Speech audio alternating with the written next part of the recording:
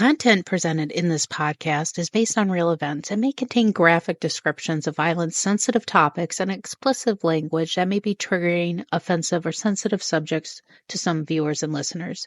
Discretion is advised. The purpose of this podcast is to explore and discuss true crime cases for entertainment and educational purposes only.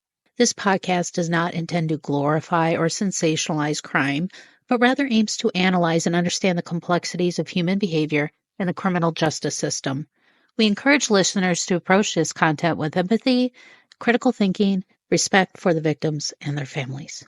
A shocking murder, a web of lies, in a quiet Florida town forever marked by the brutality of crime no one saw coming. In the heart of Tallahassee, the murder of a prominent figure rocked the community, unraveling a complex narrative of guilt, innocence, and everything in between. Tonight, we will delve into the pages of Guilty Creatures, where our guest, Mikita Brottman, takes us beyond the headlines to explore the chilling details of a murder that left more questions than answers. What really happened on that fateful day, and how did justice, or perhaps injustice, prevail? Join me as we uncover the dark secrets behind one of Florida's most confounding cases. It's time to start the show. Let's hit it.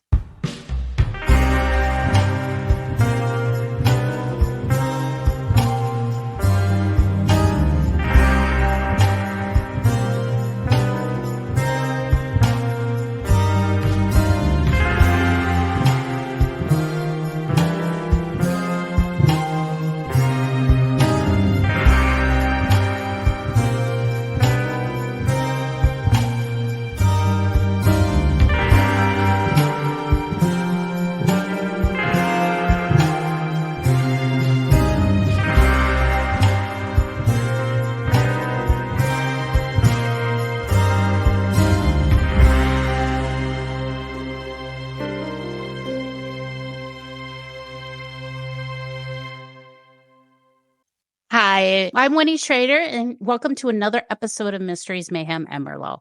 I have an interesting story. I came across this book looking at new true crime books that came out, and this one caught my eye.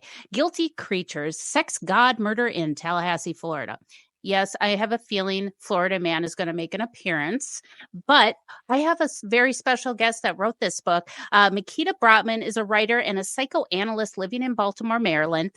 She is the author of Unexplained Death, which was shortlisted for the Gold Dagger Award for nonfiction by the Crime Writers Association of the UK. She has a degree from Oxford University and is a professor of literature and at the Maryland Institute of College of Art. Welcome to the show, Mikita. Thank you for having me. Okay, so I love the book cover. The book cover is what caught my eye. It's that very kind of cheesy, cheap motel Florida. But Guilty Creatures, it's a story about two couples. Sometimes I guess four people is too much of a crowd, but it starts with Denise and Mike Williams. Is this correct?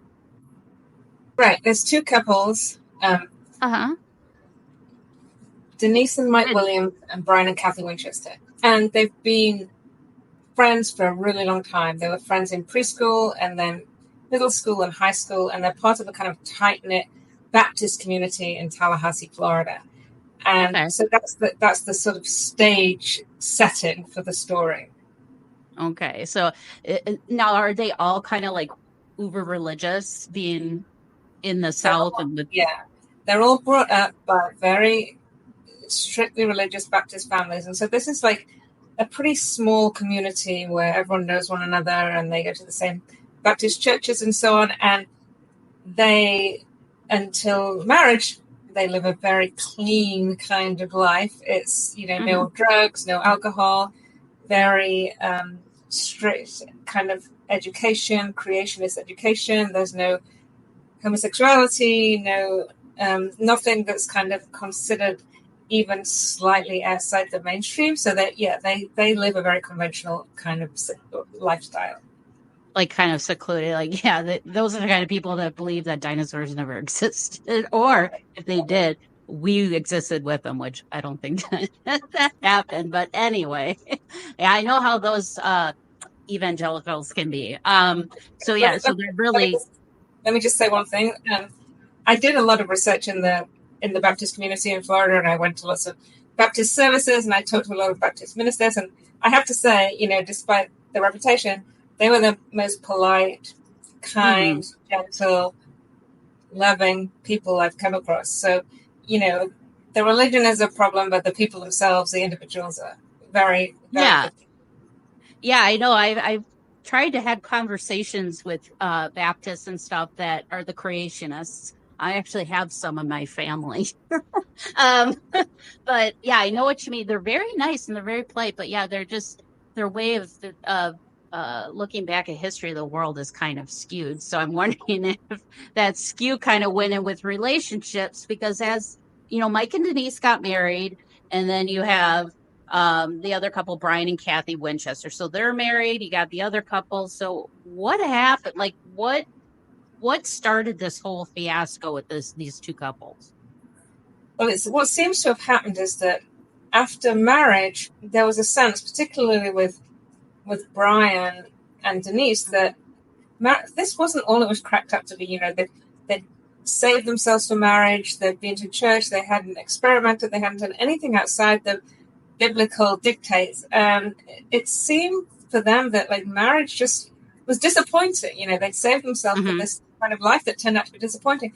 So what happened is after they married, the two couples started to experiment, and they started to do things that probably most people do at a much younger age. Maybe as teenagers, they started to drink for the first time. They smoked pot. They started to stay out late, go dancing, go to rock and roll concerts, and they even took it further and they started experimenting with strippers and threesomes and. So they were kind of like swingers. They were kind of yeah. For a while, they were practicing, trying out different things. And while Brian and Denise seemed to get into it, Kathy and Mike kind of had enough. They tried it. It was fun, but they wanted to have kids and they wanted to settle down. But Brian and Denise, so the man from one couple and the woman from the other couple, were really more interested in further experimentation, and they started to have an affair. And it was a very, very hot, sexy affair. It was like having sex in church parking lots and in the back of cars, hotel rooms, everywhere they felt that they wouldn't be interrupted. And they got away with it, for quite a long time. Oh, wow. Well, it always seems to be even with teenagers, when you tell them not to do something, they want to do it more. But when you have that religious aspect, and then, now they're start kind of living out their younger years so what age are they at this point where they're acting like teenagers? Early 20s. And I think that's right what you say about, things being forbidden, because I think what happened in their case is it was even hotter, it was taboo and it was forbidden, which made it even more exciting. It had to be kept secret. Yeah, I've seen that a lot with the Amish community and the Mennonites. The Mennonites actually the parents will let the children go out and kind of do some experiencing of the world to see if that's a fit for them. Some family, Mennonites do that, but and those kids go wild. And that's probably a good idea. Wild. If it had happened with this foursome, the tragedy might not have happened in the first place if they'd had a safety valve where they could let off their energy and express themselves and experiment. Things right. Okay, so they're crossing that couples line and experimenting with each other, experimenting with drugs and all this stuff. So Mike went missing on December 16th in 2000. Is that correct? During a duck hunting accident, or what happened during duck hunting? Well, Mike and Brian were seasoned duck hunters. They love to go hunting. And this morning was actually Mike and Denise's wedding anniversary. Mike decided to go hunting alone in Lake Seminole, where he often went hunting. It was about an hour north of Tallahassee, and he simply never came back. And he and Denise planned to go to an inn to celebrate their wedding anniversary without their daughter, who was very young. And so Denise started to get very worried. She called her sister. She called her father. A huge search party went out to the lake.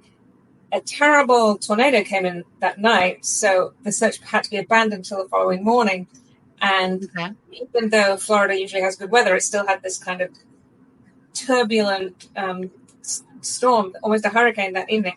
Anyway, the search went on that morning. Nothing was found. Went on, and gradually people started to accept that Mike must have... They assumed that he'd fallen overboard, hit his head, and drowned. And the body had not submerged, and the body actually never did appear. And the assumption was that his body had been eaten by alligators. Okay. So, but Mike and Brian were together when he went missing. Is that correct? No, Mike had gone on his own. So he said. Okay, see. Okay, gotcha. So he just went missing. They can't find the body, so they just assume that alligators got him. So Correct. What was kind of the sense after Mike's out of the pit? They can't find Mike. Did they declare him dead at that time, or were they still trying to find him, within, a couple of years even after? Brian was an insurance salesman, and his father ran an insurance and finance company. So Brian's father knew about the ins and outs of legalities about being declared dead, and he kind of helped Denise to declare Mike dead rather quickly and access her insurance payments, which coincidentally Brian sold her. So Mike is declared dead. Mike has a memorial service. Life goes on, except Mike's mother, Cheryl, does not believe that Mike died in the lake, and she devotes herself the rest of her life to finding Mike and finding out what happened to Mike. She went to the lake. She had what she believed was a message from God telling her that Mike did not die in the lake. He was not in the lake. And she devoted herself to finding out what happened to Mike. And suspicions increased when Denise and Brian then got married. So Brian divorced his wife, Kathy, and married Denise, Mike's ex-wife. And people in the community really started to wonder, how long had these two been interested in each other? Were they involved when Mike was still alive? Did they just kind of fall in love after Mike's death? Or had there always been something going on between them? And things seemed even more suspicious when it turned out that Denise had over $1 million in insurance payments after Mike's death that Brian had sold her. So things were kind of coming together. Like a lot of people in the community, especially Cheryl, were starting to kind of rethink this. Like, did Mike really go duck hunting that day? Could there be more to this than meets the eye? Especially after Brian and Denise got married. But there was absolutely no evidence. Nobody could find anything or prove anything. So it just continued to be a sort of, rumor in the community for a long time. Yeah, that pink elephant in the room. Right. Yeah, that's kind of odd. I mean, you have a guy who sold the insurance policy to a wife whose husband died, and now that insurance salesman is married to the woman that just got the insurance policy money. Right. That smells... That is stinky. Very fishy. That would be my first thought. Exactly. It would be like, oh, well, I wonder if those two are in cahoots with each other. Especially when the body never came to the surface. And even, people who are experienced in drowning investigations say that even if it was eaten by alligators, some remnant of that body would come to the surface. It would never be a case where absolutely nothing shows up, not even, a shoe or anything. I mean, they dredged a lake and there was absolutely no sign of him. People thought, when he gets to the spring and the water heats up, there'll be evidence, but nothing came to the surface. That also was added to the, this perfect storm of suspicion that was brewing. I would go to the depths of hell to get justice for my kid. My kid was killed. So I get it. So she obviously has that motherly instinct that something's not right with this. So what was she kind of doing at this time, trying to get people to say, hey, we need to look at this a little deeper? Well, one of the things that interests me so much about this case is that between Mike's death and the solving of the crime was 16 years. And that's really unusual in criminal cases. You know, if there's a crime committed, it's solved. If it's solved, you know, within, you know, 5 or 6 years. So Cheryl devoted the next 15 years to trying to find out what happened to Mike. She believed that he was still alive. She didn't believe that he'd been killed, but she believed that he'd been abducted or kidnapped, or he'd lost his memory, or something had happened to make him leave town. And she devoted herself to looking for signs or clues or omens. And she also saved up. I mean, she didn't have very much money. She had a daycare, and she saved up all her money to put up billboards, big billboards by the highway with Mike's picture on them. And she made missing posters, and she walked around with a sign after football games and on Sunday at church with Mike's picture on it. And people in the community started to think she was kind of crazy, like she was eccentric. You know, give it up. Your son is in the lake. Everyone knows that he's in the lake. Nothing, you know, it's too late. And people started to think she was very, very eccentric and almost made fun of her in some ways. Well, that reminds me, because like I've done an episode on the Greenbrier ghost. I don't know if you're familiar with the Greenbrier ghost, but that was a mother. Her daughter was murdered or killed. They said she died of natural causes because she was ill. But after her passing, her mother kept getting dreams or visitations from her daughter saying her husband was the one who killed her. He choked her and broke her neck. So they actually exhumed the body, and her testimony was in court. And they got him found guilty based off of the testimony of a ghost. And that's very similar.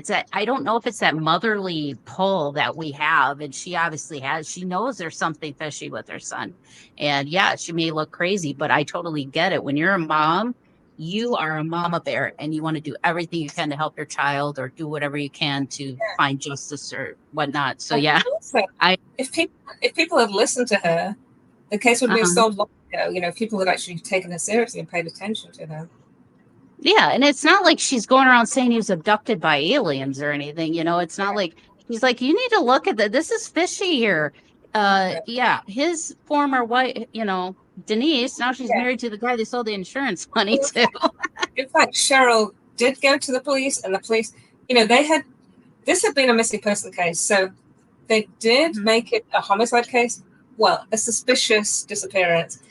But it was difficult because, you know, it had been just treated as a missing persons case. So there was no evidence, nothing, nobody was interviewed, none of the, you know, the cars had been searched, or they didn't have any fingerprint analysis or anything. So they did start treating it as a suspicious missing persons case, and they did interview Brian and Denise. But from the police perspective, you know, if nobody ever comes forward, there's no evidence, there's nothing they can do. I mean, you can be as suspicious as you want. You can record your dreams and omens like Cheryl did, but the police need hard evidence. Right. Yeah, they do need some type of, like, even if it's like an email thread or something stating what they were doing with insurance money or something to kind of justify why they're going that route. Okay, so she's not giving up, and we're going to take a quick break, but the mom's not giving up. But this took, about 12 years after the incident for it.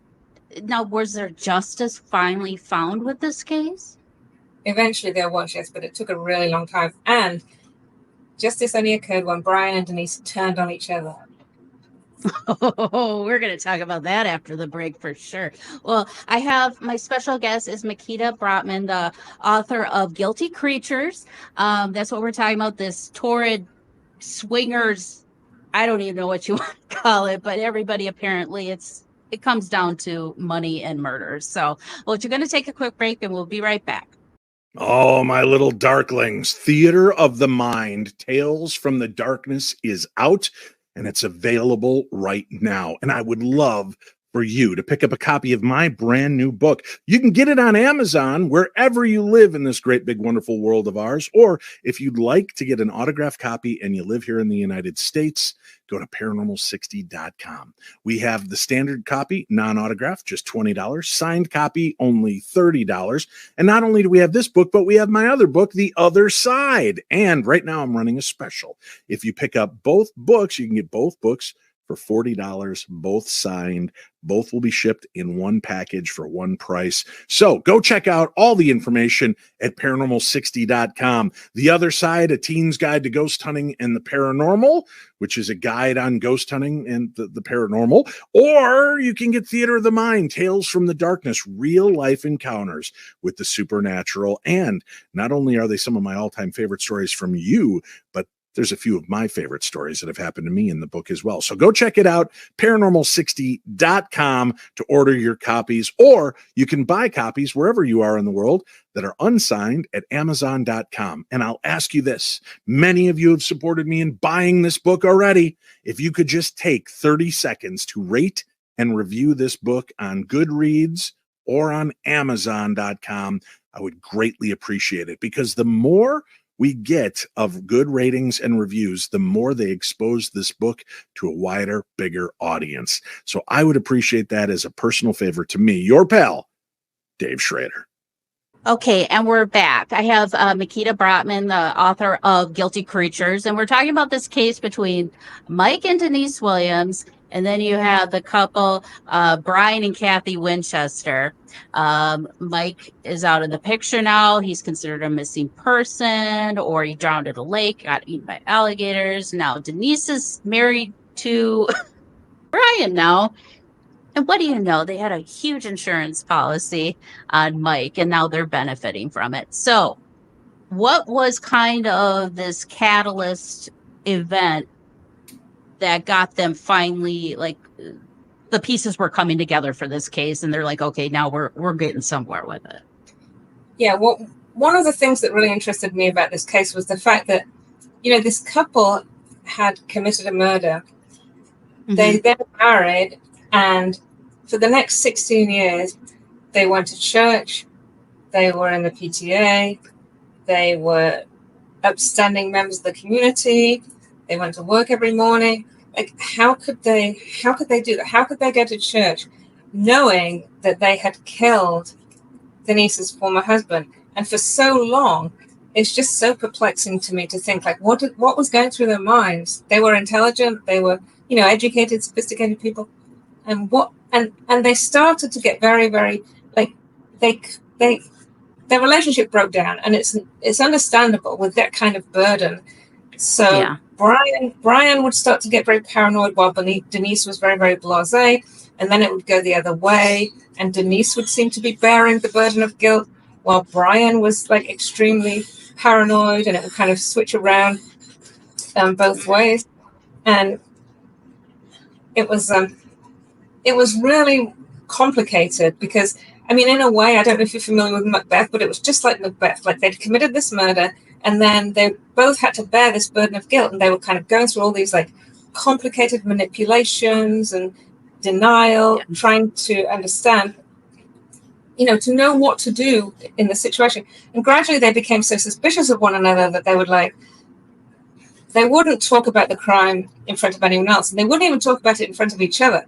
They would, like, make signs with their hands to indicate, like, we have to go and talk about this. They were afraid of microphones. They would pat each other down. They would remove the batteries on their phones. Like, they were getting more and more and more paranoid. Even as time passed, it seemed as though the police had sort of let go of the case. But that kind of paranoia and momentum just grew and grew and grew and grew until Denise was really getting tired of Brian, and she actually filed for divorce papers, and she threw him out of the house. And Brian just became increasingly depressed and manic. He turned back to alcohol. He went with prostitutes. He sort of did everything he could to sort of escape from the situation. Finally, he couldn't take it anymore. He said he was going to commit suicide, but before committing suicide, he wanted to talk to Denise one last time. So he hid in her car at night. She came out to get in the car to go to work. He leapt out of the car, held her up at gunpoint, told her he was going to kill himself. She thought he was going to shoot her. She talked him down. She was traumatized, and she went to the police. And that was, from her point of view, the worst thing she could have done. I mean, she believed that her husband was about to kill her. She wasn't thinking of herself, oh, I am a murderer. Like, that was not in her mind. She went to the police. Yeah. Of course, as soon as she went to the police, they started to question her about Mike and what had happened to Mike. And now they had a reason to arrest Brian. They arrested Brian for armed kidnapping. Mm-hmm. He was put in prison. They tried to get Denise to talk about what happened to Mike. She wouldn't. So then Denise's lawyer asked for a life sentence for Brian for the kidnapping. Brian doesn't want a life sentence. The only thing that's left for him to do is to turn state's evidence and tell the truth about what happened to Mike. And that's what he did. And actually what happened to Mike was a terrible, I mean, it wasn't just, he drowned in the lake. No, Brian pushed him out of the boat. He didn't die. He was screaming. He grabbed hold of a stump that was sticking out of the water. He was screaming and shouting. Brian loaded his gun and shot Mike in the head. Then he had to drag the body to shore. He stuffed the body into a dog crate that was in the back of his car. He drove into town, went to Walmart and bought a spade and weights and a tarp while Mike's body was in the car in the Walmart parking lot. Oh. He then found a place by a lake, buried the body, then went to his family Christmas party. And it had been... And Denise, by the way, Denise didn't know any of this had happened. She knew that Brian had killed her husband, but she never knew the details or the specifics. Details. So in fact, this only really came out at court when Brian was testifying against Denise. So it was the trial was, incredibly dramatic. It was like watching someone unearth these secrets that they kept for 18 years, this terrible, terrible burden. And in a sense, I think it must have been a huge relief. But at the same time, it was, he doomed himself and he doomed Denise. So justice was done in the end, but they did it to themselves, really. It was a kind of cautionary tale, Yeah, well, I can't imagine, I don't understand criminals that, live on the run or, just trying to hold that guilt all that time in the paranoia. You're always is somebody following me? Are they on to me? Are they going to catch me? Did I screw up? I mean, I couldn't imagine living in a state like that for 16 years or 12 years. Oh, God. And I think in the cases like that, even if the person is not caught, I think that the repression generates something else. Like the person might end up, an alcoholic or suicide or a drug addict. I mean, the pain and the burden is going to manifest itself in some way or another. They might not confess, they might not go to the police, but I don't think anyone can actually live with that on their souls.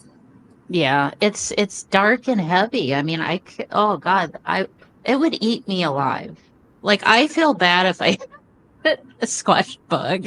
I'm like, oh God, I'm so sorry. But yeah, to hold that guilt and to hide it, because obviously they planned this. Their whole intention was to get the money. And so it's not like this accidentally killed Mike. What do we do now? I mean, this was premeditated, and it's weird that they would hold on that guilt, but I'm glad that he did spill his guts, because now that, Mike's mom got justice for her son. Right. But the interesting thing is, I think Denise was a really interesting character because I believe that she truly came to repress her knowledge of the crime so much that she actually came to believe that she did not have anything to do with it. I think that she couldn't, it was like this cognitive dissonance. She couldn't accept that she was this, law-abiding, God-fearing Christian mother, and at the same time, a murderer. And I think she actually, she managed to manipulate herself to such an extent that she repressed the knowledge of her involvement in the crime. And so at trial, it was very interesting that she she pleaded innocent. She said that she knew nothing about it, that Mike went missing, and she had no idea that she had married her first husband's murderer. But people couldn't believe it. They wouldn't accept it. Yeah.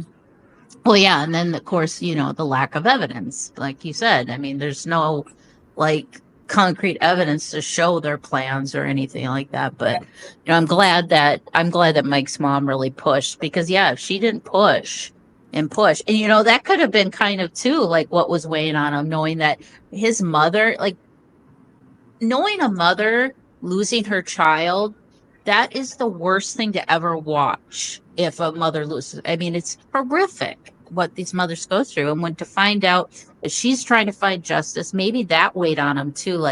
Wow, man, this mother's really trying to find her son, and I did this. That's what they had. That when they wanted to talk about the crime in private, they had signals that they would make to each other, and one of their signals was C for Cheryl. They would make this C, and that was the signal that they had to put about the crime. So Cheryl was on their case all the time, not just literally, but also psychologically as well. I think they knew that if anyone was going to unearth this crime, it would be Cheryl. Yeah, and that's probably he was paranoid about being around her. I mean, I'm sure she was probably just eyeballing him, watching his every move. Something even worse is that Denise and Mike had a daughter, and Denise did not want that daughter to be around Cheryl, her grandmother. And in fact, Denise has stopped Cheryl from seeing that granddaughter, just banned her from seeing her, and she's never seen her again. Oh, so that's bad. It's a terrible punishment. Oh, well, Mikita, thank you so much for coming on today. This is a really cool story. I like it. It's, kind of that dark and twisted marriage life, I guess you would say, because I've come across some married couples that some of the stuff they do, I'm like, oh, no, not for me. But obviously when you do get involved with stuff like this, be very cautious of who you get involved with, because this could happen to you. You know what I mean? And these people, they've known each other their whole lives. I mean, this isn't just like a couple that met down in the neighborhood, and these are people that they've known all their lives and have that established relationship, and they still whack them off. That's horrific to know that people do that to other people. But now, do you have a website where people can go and check out all your books, contact you?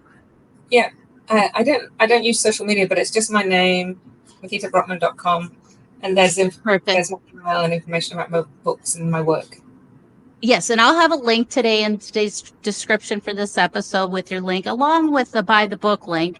And please, listeners, if you buy the book, please rate and review the books. It really helps the authors get their books seen more by like-minded people like you who love true crime. And visit our website. I did glance around in some of your books, and while you have a great collection, and we're definitely going to have you back, I think, to go over some of those other cases, because I like your style and how you present this. And this is a crazy, torrid love affair, and I can see this as a kind of a series, just kind of all the twists and turns and, backstabbing. Well, thank you so much, Mikita Brottman. And like I said, there will be a link for your website in today's description, along with a buy the book link. Thank you for having me. Okay, let's cleanse our palate of that story and have some fun with some Florida man stories.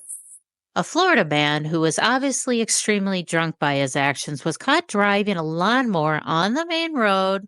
After he was caught, he began begging the officers to take me to jail. According to the news made by Newsweek, a Florida man named Paul Burke was arrested August 5th on the charges of driving under the influence.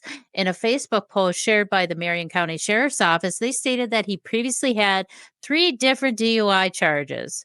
Why is he even allowed to get on anything with wheels is beyond me. Everything was clear in the video footage of the event. Extremely drunk, Burke was trying to drive a lawnmower on Highway 316 in Fort McCoy, 100 miles north of Orlando City. He was followed by police and pulled over Burke, who was trying to ride his lawnmower. Then he asked him how drunk he was. Burke said he was a little drunk. As can be seen in the video footage, Burke was staggering during the sobriety exercises Tired of the exercises, Burke vehemently refused to do any of the exercises. Instead, he agreed to be jailed. He told the deputy sheriff, "I'm not going to do that. You can just put me in jail." You're just going on? Yeah. You know you're in the road, right? Was I? You were. How much you have to drink today? A couple. A couple? I think it was a little more than a couple. Okay, I'm not gonna lie to you. Yeah. Well, where are you headed? I'm just going home. Going home? Well, where are you coming from? My house. Are you gonna take me to jail or not? No, I didn't say that. I said we're going to do some field sobriety exercise. And like I said, we're going to do some exercises just to determine There's no sense in it. Why not? Because I've been drinking. Okay. Are you going to do it for me? I'm gonna try. You're going to try? That's all I'm asking for, okay? You don't want to... Listen to me, sir. Yes, sir. I have no license at all. Okay. I know. I do have an ID. Right. I give you my ID. Okay. I'm trying to be the nicest guy as I can. So am I. I'm trying to give you the opportunity. Take me to jail. I cannot walk like that. I can't do it. But why not? I've been drinking too much. Okay. Well, you got to understand, I gotta determine, based off what you've shown me so far in the exercises we've done, whether or not I take you to jail for that. I understand that, sir. Right. I really understand. So these exercises are to determine whether or not you're and you're operating a motor vehicle essentially on the side of the road. Well, can we just give me a ticket and be done with that? So I'm going to ask you one more time if you want to do these exercises. No, sir. You just don't? take me to jail. All right, Paul. Busted! Okay, parents, and kids, this is why you should not do drugs. A Florida man found himself behind bars after he allegedly broke into a home and later asked a responding deputy to test his illegal drugs. Are you serious? Timothy Guntner, 34, was booked into the Lake County Jail last week on charges of burglary and meth possession, according to the jail records. On August 27th, the Lake County deputy was patrolling the Paisley area when he was flagged down by a victim, the Lake County Sheriff's Office said in the post on social media. The victim led the deputy to Guntner and told him that he burglarized his home and his family was inside. When speaking to the deputy, Guntner randomly uttered that he had just received some bad narcotics and requested the deputy to test them because he thought something might be wrong with them. Guntner showed the deputy a plastic baggie containing a clear crystal-like substance, which later tested positive for methamphetamines, officers said. Guntner also admitted to breaking into the victim's home. He could hear dogs barking inside, deputies said. The victim provided the deputy with the video evidence showing Guntner looking into the victim's window. After deputies say he broke into the door, he is being held in jail on an $18,000 bond. Well, apparently the guilt was weighing heavy on this because he just had to confess and wanted some assistance on getting his drugs tested. He felt shafted. I wonder if he wanted his money back for those. So here is a good lesson, kids. Don't do any drugs or anything that can cause you to act in such erratic behavior that you're going up to police officers, having them test your illegal substances. Thank you for joining me for another episode of Mysteries, Mayhem, and Merlot. And until our next case, my armchair detectives, stay safe, stay vigilant, and stay aware. I'll see you right here next week on Mysteries, Mayhem, and Merlot.